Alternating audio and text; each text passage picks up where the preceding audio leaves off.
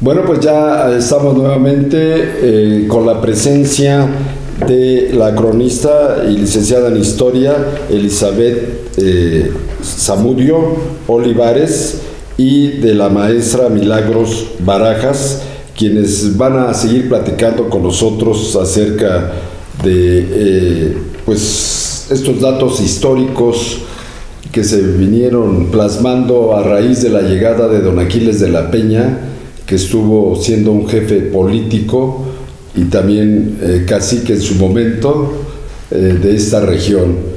Así es que bienvenidas, buenas tardes. Buenas tardes. Buenas tardes.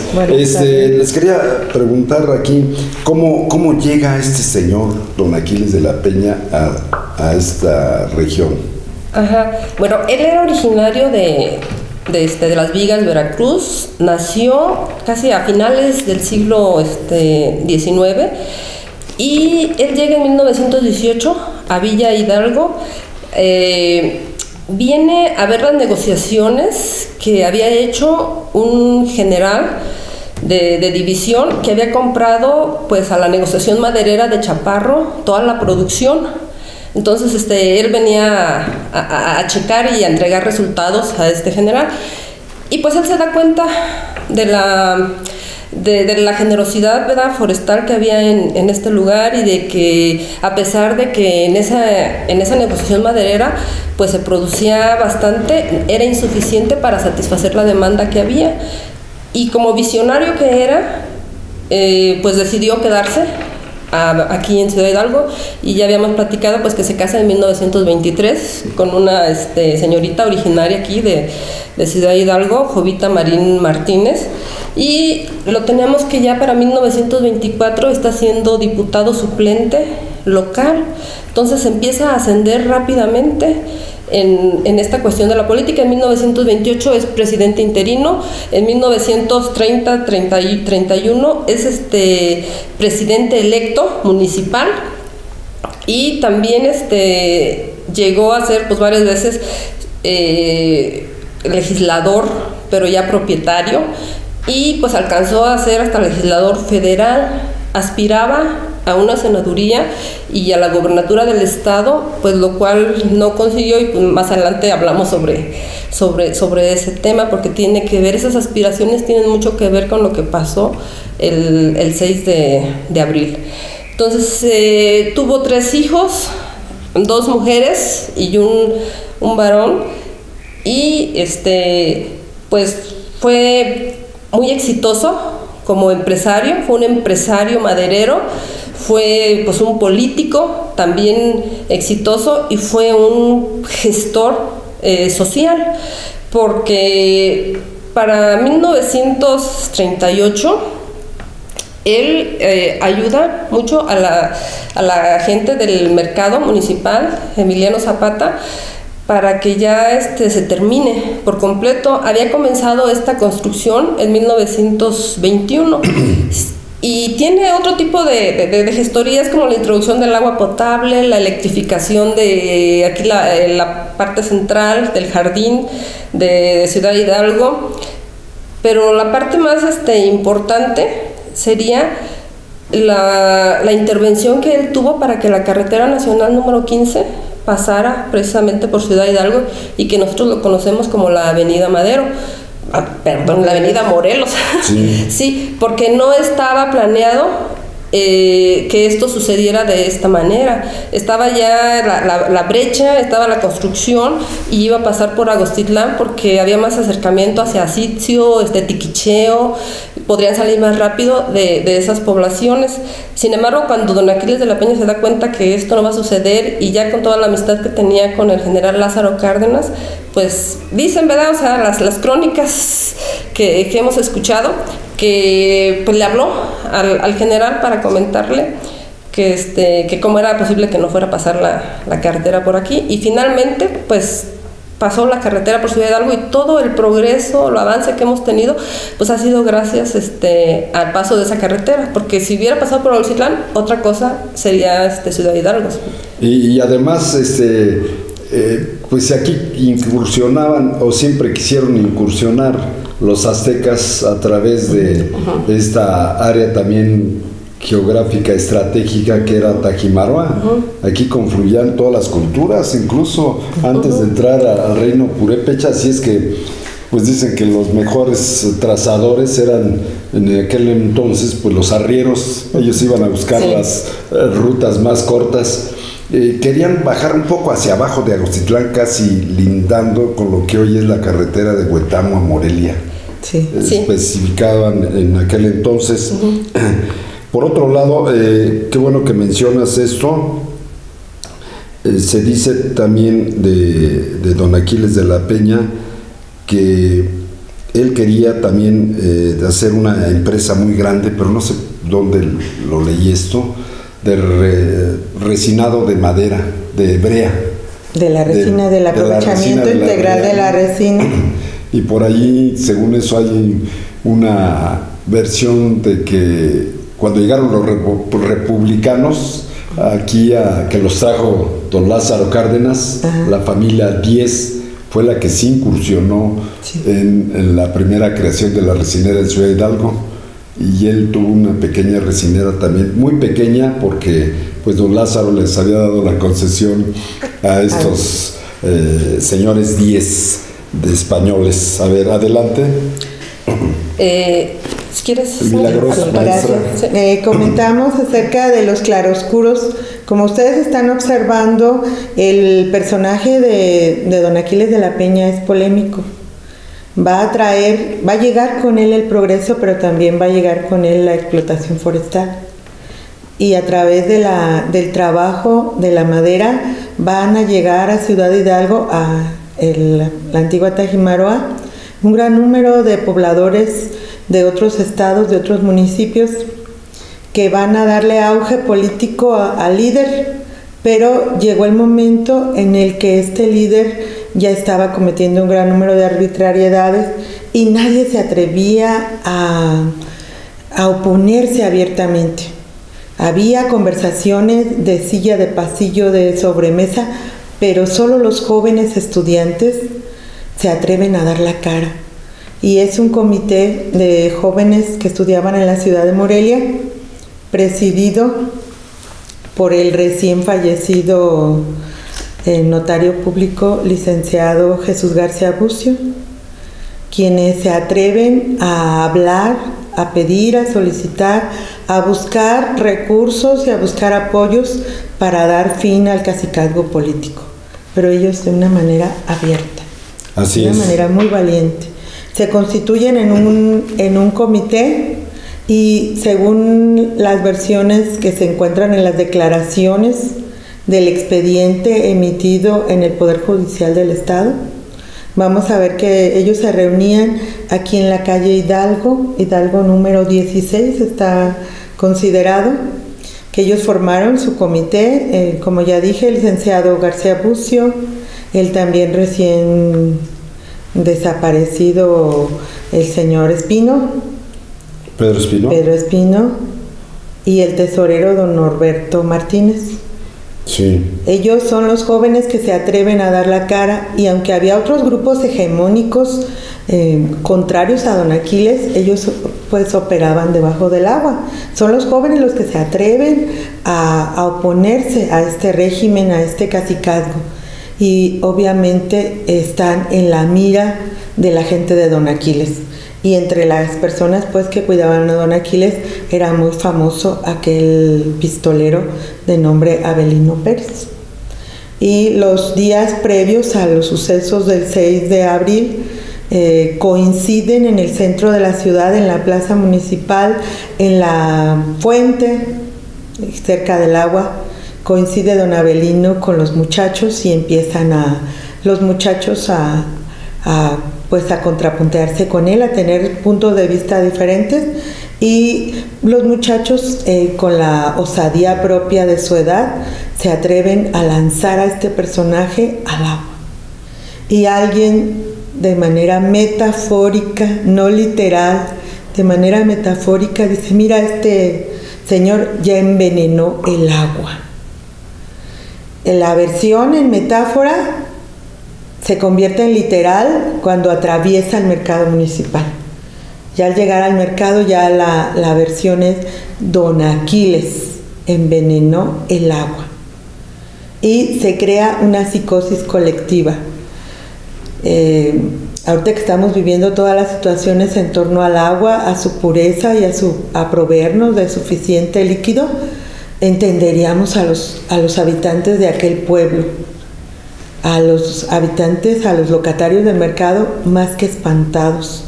El agua está envenenada, Don Aquiles la mandó a envenenar, y la psicosis llega a ser a tal grado que se asegura en el expediente que obra en el Poder Judicial del Estado que médicos tan conocidos como el doctor Cervantes, como el doctor Vicente Hernández, atendieron casos de gente que echaba hasta espuma por la boca.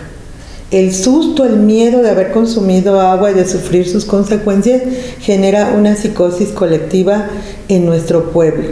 Y en ese momento se empiezan a desarrollar los eventos que van a culminar de acuerdo a lo que nos va a narrar la licenciada Betty. Adelante. Sí. Bueno, debemos también entender que hay otro movimiento que se viene gestando anteriormente, que es el movimiento sinarquista, que es una contrarrevolución, porque aquí va a estar integrada por todos aquellos sectores que están siendo afectados por lo que son la aplicación de la Constitución, como son la reforma agraria, que van a ser los hacendados, como son los se están formando las centrales sindicales, y pues el clero, que también va a ser atacado durante la segunda cristiada, que es en el tiempo de don Lázaro Cárdenas. Va a ser atacado por los agraristas que están comandados y liderados por don Aquiles de la Peña. Entonces, desde aquellos entonces viene ya ese conflicto que se va a dejar caer sobre lo que es el 6 de abril, y que finalmente la información pues que contamos ahorita pues nos da pinceladas de que finalmente fue el sinarquismo el que encabezó este movimiento. Efectivamente fueron los estudiantes, como lo decía ya la maestra Mili, quienes comenzaron con esto, pero quienes desarrollaron y terminaron con esto fue el sinarquismo. Bueno, tenemos que ya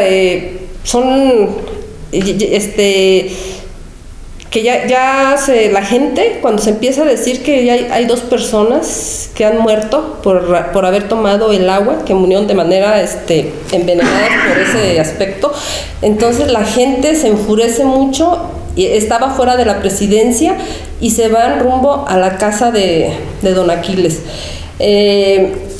Hay testimonios de una persona que se llama José Soto Vargas, que él estuvo presente en ese evento. Él comenta que él era trabajador de la fábrica La Virgen y que de repente se suspendieron las máquinas, se pararon y les dijeron que se vinieran a Ciudad Hidalgo porque don Aquiles había envenenado el agua y que ya había muertos, y que tomaran palos, machetes, lo que tuvieran, y así todos salieron, y es la manera como él llegó a la casa de don Aquiles, donde pues ya estaba aquello muy explosivo. Incluso él dice que fue de los jóvenes que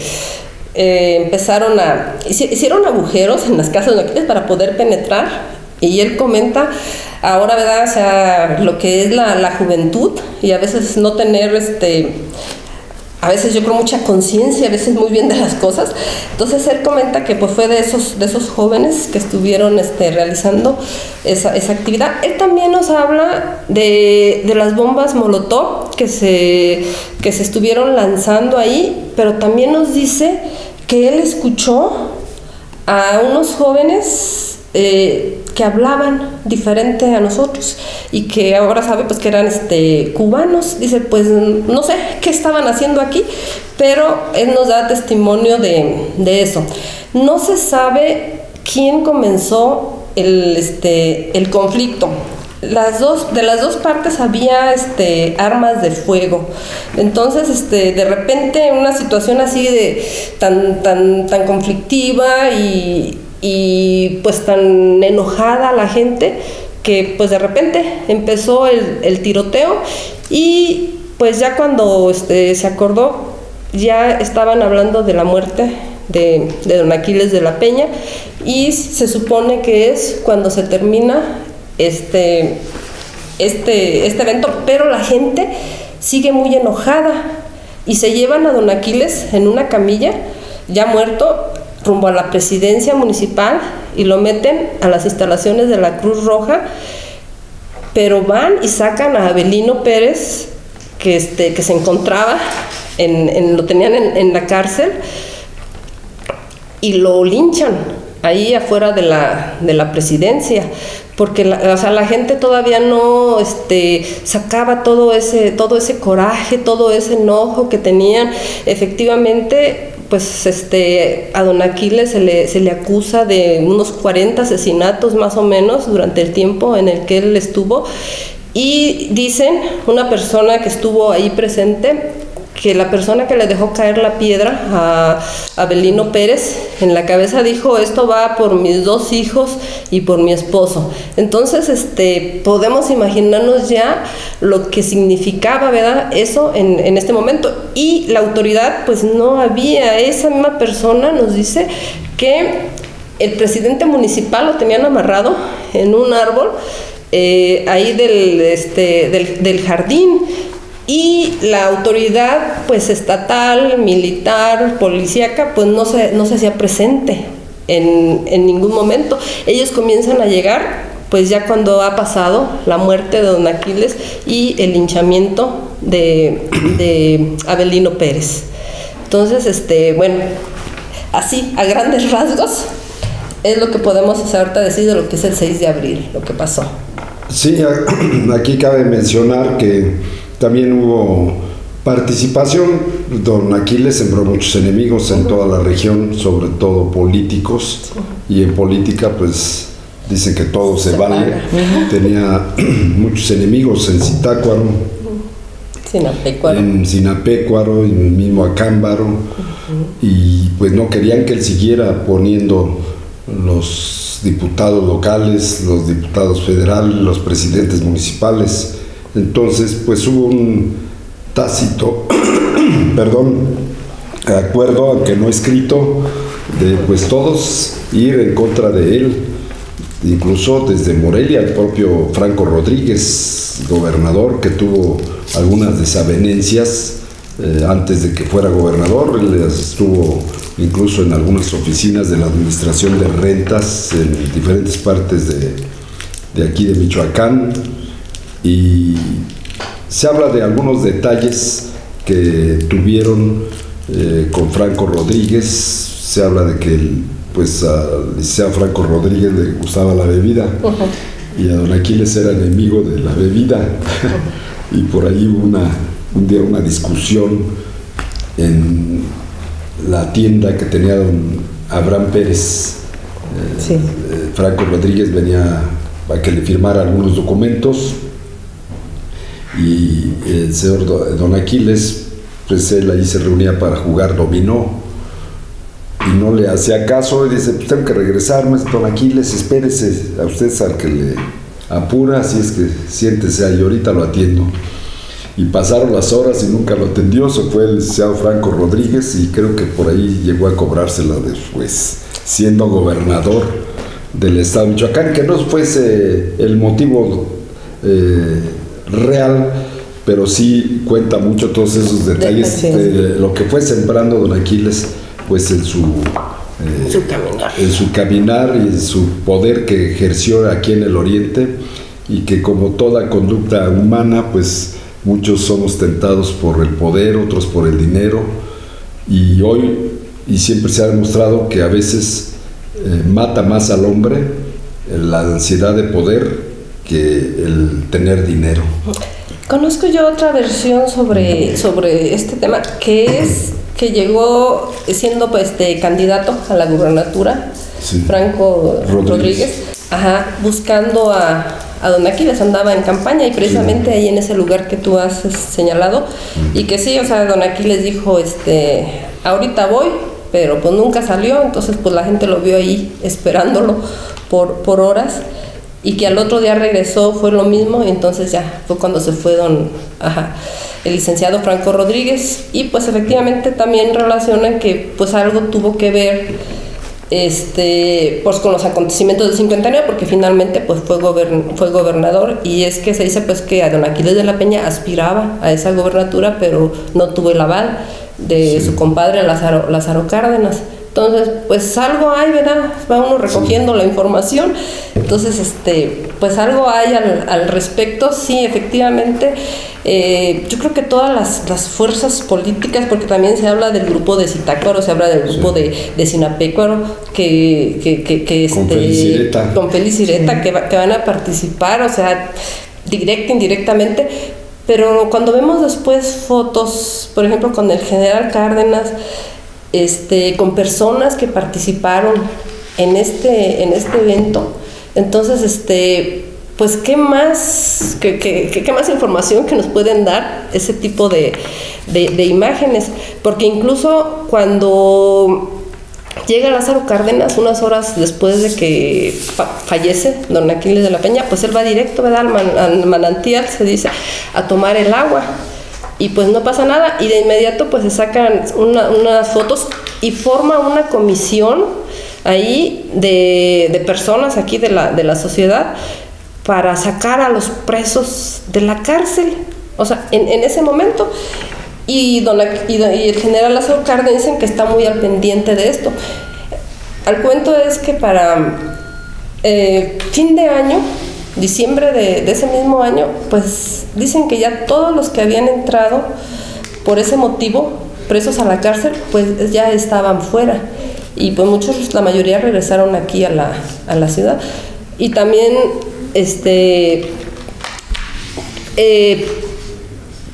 familiares de personas que participaron en ese movimiento después estuvieron dentro de lo que fue el cabildo. Por supuesto que hay causas de esto, hay consecuencias. Las consecuencias de esto es que pues empieza la apertura democrática, que empieza a llegar gente como presidente municipal que no va a ser priista, como Alfonso Marín Maldonado, y también al cabildo 2 mujeres, se dice Socorro Rocha y Margarita Marín Acosta. Y Margarita Marín Acosta, pues no sé si tú hayas escuchado, me das hablar sobre Nidia Marín. Sí. Ajá.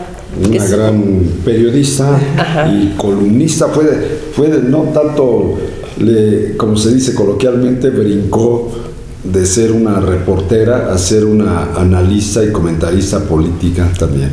Sí.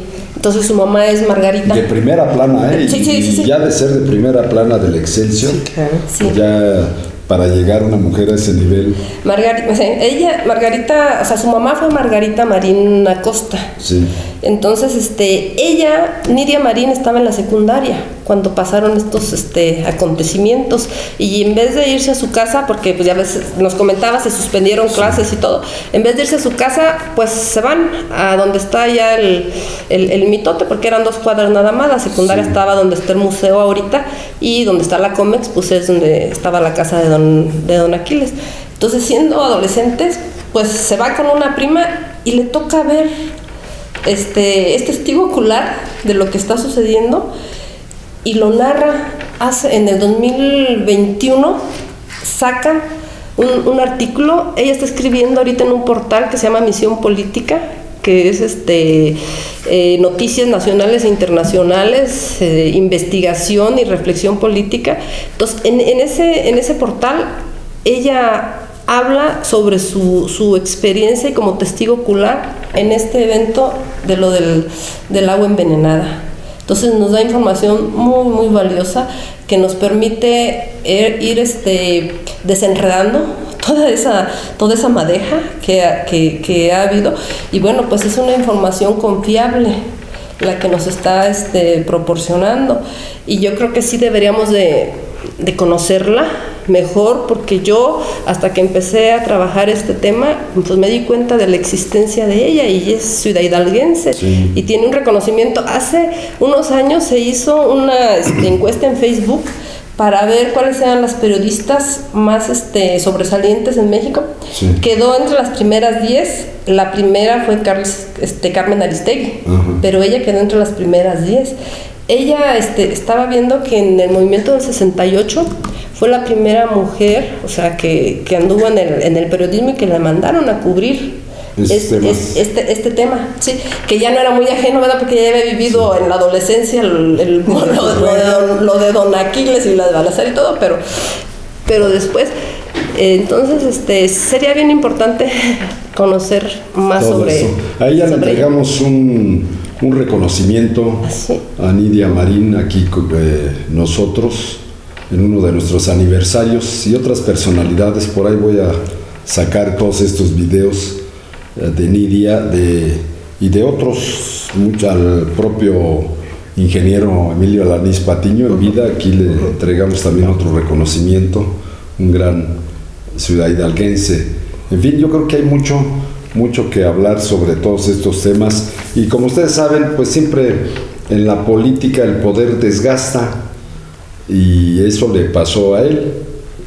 Se desgastó, ya no fue útil a sus jefes, y pues lo dejaron a un lado, y además las circunstancias, precisamente por el desgaste ante la sociedad. Así es que para que vayan ahí previendo los políticos que aspiran a eternizarse. Así ¿Algo que quieran agregar?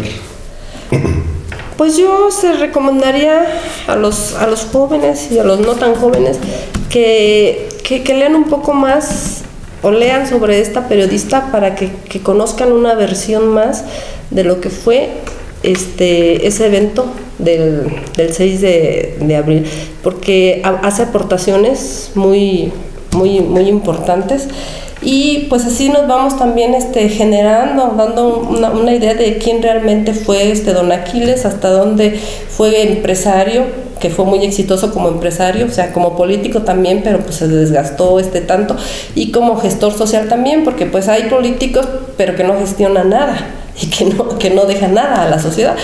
Y pues en cambio él como gestor social pues se hizo muchas cosas, incluso a nivel rural, pues la brecha a los azufres, la brecha a Goztitlán. Entonces hay cosas que hay que reconocer y que son parte del progreso de estos momentos de nuestra población. Sí, pues como todos, ¿no? Tiene sus claroscuros. Era muy en casos que nosotros todavía de muy pequeños veíamos como pues a veces se quitaba la chamarra que traía y se la daba a alguien que iba a pedírsela o a pedirle algo, y lo veía sin algo. Le daba chamarras buenas que traía puestas, no una, varias veces. Quizás sea también su plan de político. Y la otra, pues el hecho de que, repetimos, se desgastó tanto que quizás no fue tanto el origen local, porque pues, éramos una población pequeña, pero sí fue aprovechada por otros políticos para armar ese suceso, ese escenario, repito, desde la gubernatura, Franco Rodríguez y otros políticos de acá del oriente también interesados en que se terminara esta jetatura de él de imponer candidatos, presidentes, diputados. Repetimos, todo desgasta. Sí, claro. Gracias. A ver, maestra. Invitamos también ampliamente a las nuevas generaciones a interesarse por la historia nacional, la historia mundial, pero sobre todo la historia local. Esta clase de situaciones que estamos rescatando con los miembros del Consejo Municipal de la Crónica no tienen ninguna finalidad de juzgar, simplemente conocer, analizar los sucesos y acercarnos a nuestra historia, conocerla, valorarla y actuar en consecuencia. Muchas gracias. Así es, gracias. Y vamos a darle seguimiento, y qué bueno que hoy cada día tengamos mayor información y acervo con este trabajo que vienen realizando ustedes. ¿Cuántas personas están colaborando en este grupo? de cronistas de Ciudad de Hidalgo? Pues somos 5. ¿Nos puedes dar los nombres? Sí, la maestra Marta Elba, que es la presidenta del consejo, la maestra Mili, la licenciada en psicología Josefina Morales, sí. Su servidora y mi esposo, el ingeniero Daniel Nava López, que también está como cronista independiente. Bueno, pues felicidades y qué bueno, y ya ellos darán una buena noticia en la próxima visita que tengamos para toda esta región. Gracias. Gracias. Regresamos en un momento.